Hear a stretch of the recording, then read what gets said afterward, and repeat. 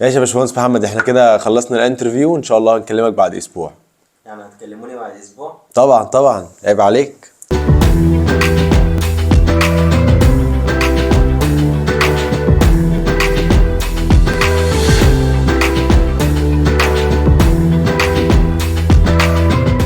ازيكم يا شباب، عاملين ايه؟ يا رب تكونوا دايما بخير. النهارده انا هعمل ريفيو عن الفاونديشن سيرتيفيكت ان هيومن ريسورسز مانجمنت اللي اخدتها من سكول اوف كونتينيو اديوكيشن من الاي يو سي، ومعنا بعض الاسئله كده من محمد هيسالها لنا ونتفاعل معاها ونعرف الامور فيها ايه. وبما ان الفيديو عن الاتش ار فببعت سلامي لكل اهل الاتش ار من ال ان دي والاي ار اللي هم البيرسونال والريكروترز والاو ديز، الناس اللي بتكون شغاله في الباك جراوند. وفعلا في ناس كتير قوي ما تعرفش الدور اللي هم بيقوموا بيه علشان خاطر الاورجنايزيشن توصل للاستراتيجي بتاعتها وتحقق السكسس اللي هي عايزاه. النهارده هنتكلم على تراك الاتش ار في الاي يو سي سكول اوف كونتينيو اديوكيشن، والكورسز بقى اخبارها ايه وفي ايه والسيرتيفيكتس وكام ساعه وكل سيرتيفيكت فيها كام كورسز بالتفصيل. ها يا ابو حميد. انا دلوقتي مش فاهم حاجه ومش عارف ابدا ازاي ومش عارف ايه الشهادات اللي جوه الكورس وعايزك تفهمني. بص يا سيدي، انا اشرح لك الموضوع من الاول، ولكن في شرطين محتاج تاخد بالك منهم. اول شرط ان محتاج يكون مستواك في الانجليش A to B علشان خاطر تدرس السيرتيفيكت في الاي يو سي، ومش محتاج باتشلر ديجري، ولكن اخر كورسين اللي هم للبروفيشنالز ساعات بيتطلبوا ان انت يكون معاك بروفن اكسبيرينس ريكورد عشان خاطر تقدمه للاي سي عشان تدخل الكورسز دي. واول سيرتيفيكت في التراك بتكون فاونديشن سيرتيفيكت ان هيومن ريسورسز مانجمنت، والسيرتيفيكت دي بيكون فيها 4 كورسز. الفور كورسز دولت في 2 كورسز و2 كورسز، ما ينفعش تاخد ال2 كورسز دولت الا لما تاخد ال2 كورسز دولت، ولكن متاح انك تقدم ما بين ده وده براحتك. يعني مثلا ممكن تاخد تاني كورس قبل اول كورس، اوكي، بس ما ينفعش تاخد تالت كورس قبل ما تخلص الكورسين دول. والفور كورسز دولت هقولهم لك الاثنين بالترتيب من الاول وبعدين الاثنين التانيين. واول 2 كورسز بيكونوا ريكروتمنت اند سيلكشن واورجانيزيشن بيهيفير. تاني 2 كورسز employee relations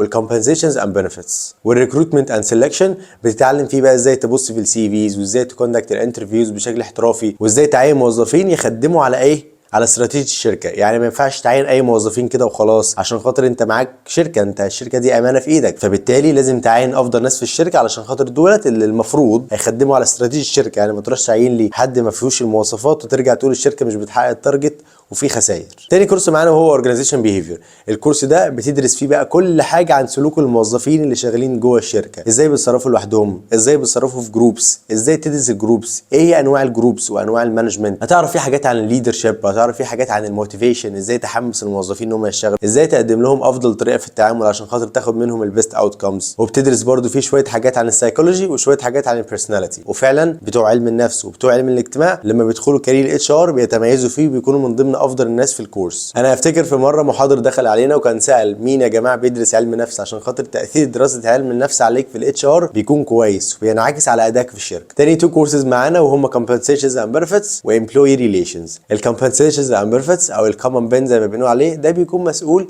ان انت بتصمم نظام مزايا والتعويضات بتاع الموظفين جوه الشركه، ولازم تكون عارف ان الموضوع ده كريتيكال وبيأثر على نفسيه الموظفين جوه الشركه، ولو ما ظبطتوش هتتظبط. اخر كورس في السيرتيفيكت وهو الامبلوي ريليشنز، ده بقى بيكون ملخصه كلمه قانون العمل. بتدرس بقى فيه كل حاجه عشان خاطر تعرف حق الموظف وحق الشركه. زي ما قلت وبقول وهفضل اقول ان الاي يو سي من افضل اماكن الدراسه في مصر. انت بس محتاج تجرب ترم هناك على الاقل، والترم هناك في الاي يو سي بيكون شهر واسبوع. محتاج تجرب تدرس هناك. الدراسه هناك كانت تفاعليه جدا وبيدرس لك امهر واشطر ناس في مصر في كارير الاتش ار، والدراسه بتكون تفاعليه وفي كويزز. الكويزز دي بتكون يعني بتحرك عنك ان انت تدرس اكتر وان انت تفهم اكتر، ما بيكونش مجرد كويزز كده اللي هو ايه معموله عشان خاطر تسقطك لا سمح الله، لا بتكون كويس عشان خاطر تخليك متفاعل اكتر وتقرا اكتر عن الكونتنت وتعرف اكتر في الكورس. التفاعل والانستراكتورز والمكان والتجهيز اللي معمول عشان خاطر يخليك تستقبل المعلومه بتخلي المعلومه تفضل في دماغك بفضل الحاجات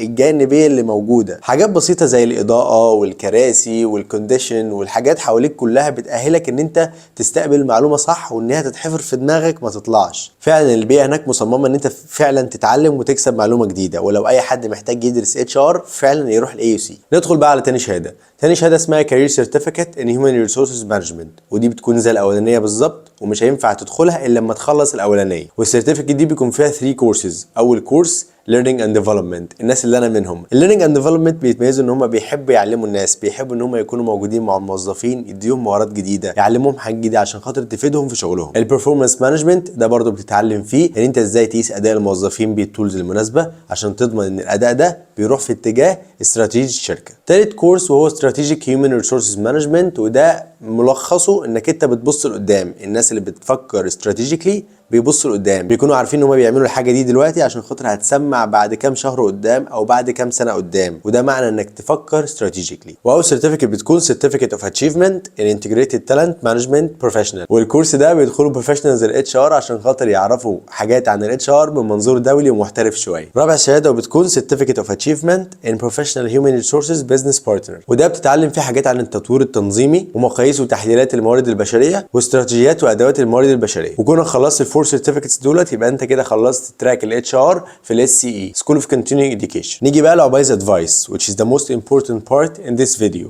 بص اون سيراميك كده لازم تتعلم انجلش كويس، لازم تكون بتتكلم انجلش كويس جدا عشان خاطر تشتغل اتش ار. بص هو مش شرط، ولكن انت عشان تحتاج تشتغل في شركات مالتي ناشونال وانترناشونال محتاج تكون بتتكلم انجلش كويس، ولازم يكون عندك سوفت سكيلز كويسه، يعني شويه برزنتيشن سكيلز، كوميونيكيشن سكيلز، كريتيكال ثينكينج، عشان خاطر تعرف تمشي امورك كده وتبقى ايه اتش ار ملحلح. ايه ده؟ يعني انا مش هاخد الشهاده دي واشتغل بيها على طول؟ ايه؟ لازم اخد حاجات تانية معايا عشان اشتغل؟ حبيبي، انت لو مفكر ان انت هتاخد السيرتيفيكت والشركات بقى تفتح لك احضانها وكده وتيجي تشتغل وتعالى ويرحبوا بيك، انسى. اول حاجه محتاج تشتغل عليها هو الانجليش بتاعك. تاني حاجه محتاج تشتغل عليها هي الكوميونيكيشن سكيلز بتاعتك عشان خاطر تعرف ترسل وتستقبل، تعرف تعامل الناس والناس تعاملك، ما تكونش بايظ.